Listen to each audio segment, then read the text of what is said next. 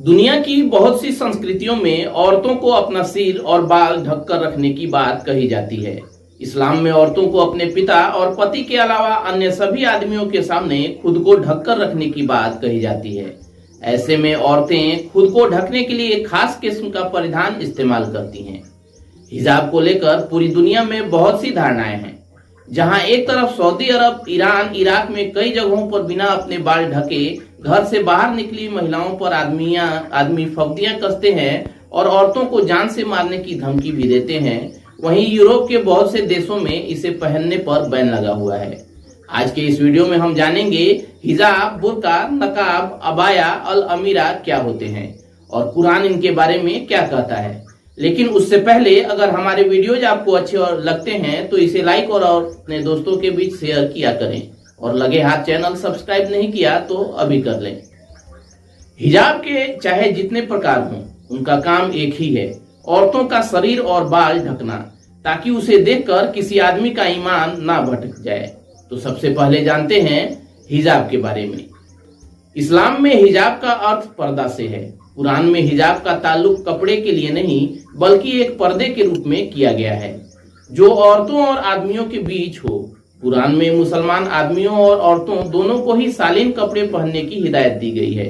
यहाँ कपड़ों के लिए खीमर, सिर ढकने के लिए, और हिजा, जिलबाब, लबादा शब्दों का जिक्र है।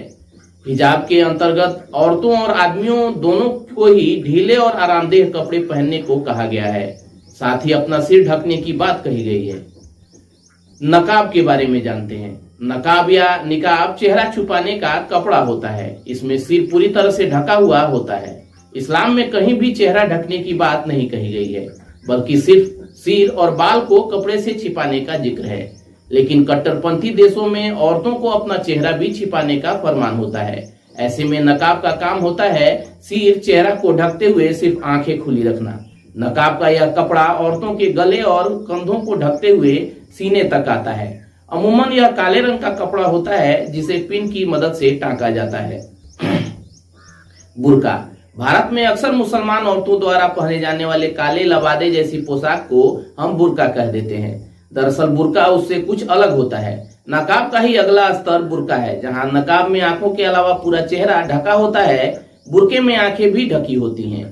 आंखों के जगह पर या तो एक खिड़की नुमा जाली बनी होती है या कपड़ा हल्का होता है जिससे आर पार दिख सके। इसके साथ ही पूरे शरीर पर एक बिना फिटिंग वाला लबादा होता है। यह अक्सर एक ही रंग का होता है जिससे गैर मर्दों को आकर्षित न करे। अल अमीरा।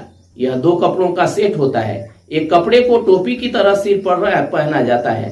दूसरा कपड़ा थोड़ा बड़ा होता है जिसे सिर पर लपेटकर सीने पर ओढ़ा जाता है। अबाया। यह वो पोशाक होती है जिसे भारत में बुर्का कहते हैं। दरअसल मिडिल ईस्ट में इसे अबाया कहा जाता है।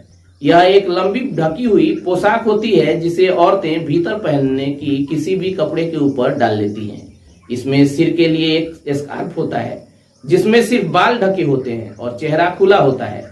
अब फैशन के हिसाब से ये बहुत से रंगों का आने लगा है। दुपट्टा। पाकिस्तान और भारत में सलवार कमीज के साथ मुसलमान औरतें सिर ढकने के लिए दुपट्टे का प्रयोग भी करती हैं। दुपट्टा सलवार कमीज का ही हिस्सा होता है।